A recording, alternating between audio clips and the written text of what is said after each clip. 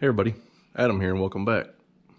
Today we're going to be doing a quick overview of my new to me Southbend 10-inch lathe. It is about a 4.5 foot bed according to the numbers on the tags. It's a 10-inch, so I'm assuming you can swing 10-inch from the center down. We're guessing this thing is a 1950 model based on the serial number and some of the other numbers on here, things we've looked up. I haven't had it very long, so I know it's still a mess. But this thing came with all kinds of attachments, all kinds of tools, all high-speed bits, all this stuff. It came with cabinets of stuff. This is a whole collet attachment.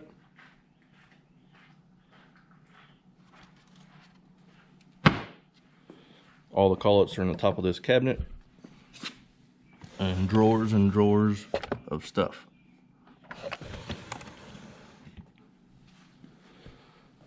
Let me tell you a little bit about the lathe itself. It is, like I said, it's a Southbend. It's belt driven. Right now we're running on a 110 motor, but it does get the job done. I have other motors to replace it with, and I have a 3-phase, but I don't have 3-phase power at my shop currently. Let's cut it on.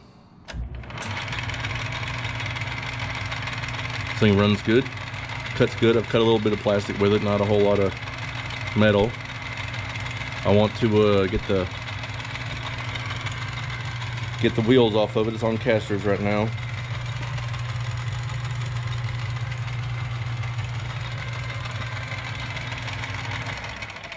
But I'm going to try to clean this thing up some and paint it also. So like I said, this thing is belt driven. Tells you actually had to adjust the bearings on it, tighten it up. But this thing is good and tight. That's not an issue. All the gears are back here. I've been told they're back gears, whatever you use them to change different thread pitches and things.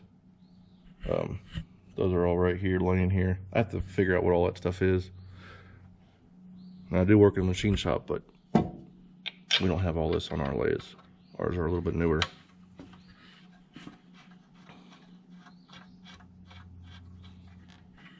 So here's the chart for your speeds and feeds. Tells you the threads per inch. See if we can get it to focus here. So it tells you your threads per inch, and it also tells you your thousandths per revolution, I assume. And these, you just pull them out, move them. You got to kind of get everything to mesh up. Sometimes you'll have to turn it. Come on, get in there. Sometimes it just kind of goes where it wants to go. Hey, there's one. So anyways, that's how you do that.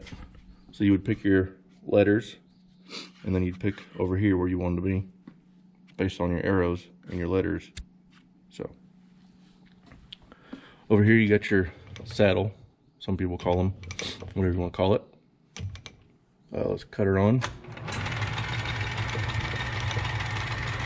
This lever here engages your crossfeed, or your, I'm not sure it's crossfeed. But you can see the handle moving.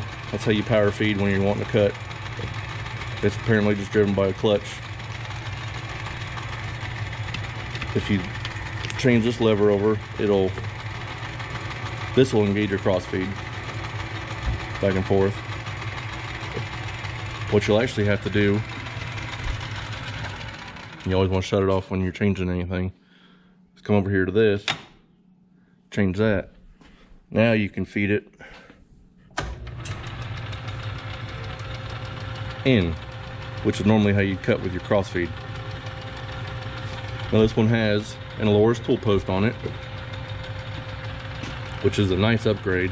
Quick change. This is actually a part off tool. So you can put on whatever tool based on a holder. Here we have a regular turning tool. and you're set. And you'll set this right here to get your center height, so you'll be cutting on center. Back to over here, this is for threading. Well, actually, that may need to be neutral. Or up here. I'm not threaded with this thing. Come on, baby.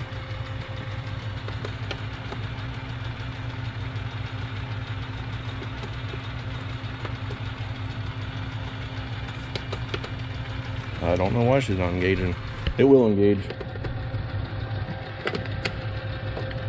There we go.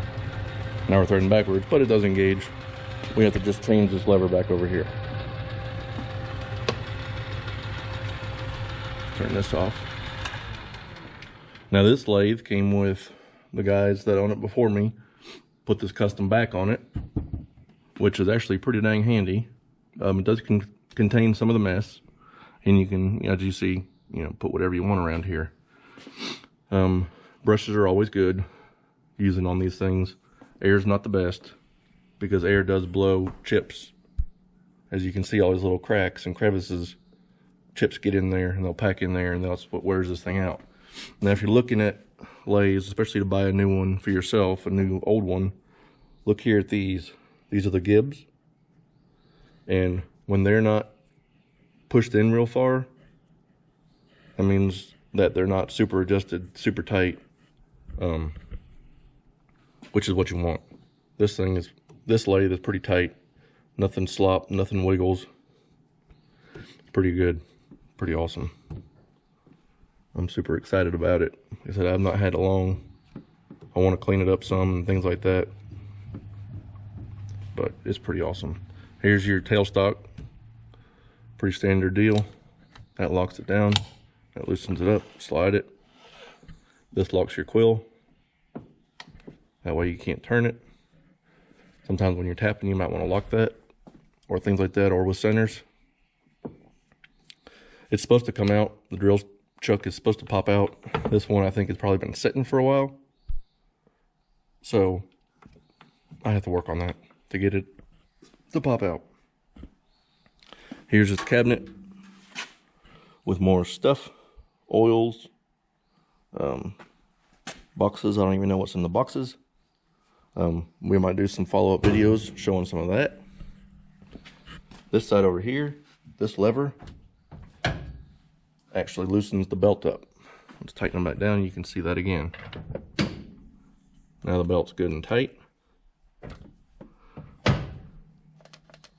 Now it's loose. When you do that, you can open this up. This is where your motors are. Where your motor, not multiple. I have an extra motor down here because that's a 3-phase. I don't have 3-phase power or phase converter, so I'm using this single 110 motor, which is driving it good right now. I have more of them, but this lever here, you can see how everything moves. That's how you would change your belts.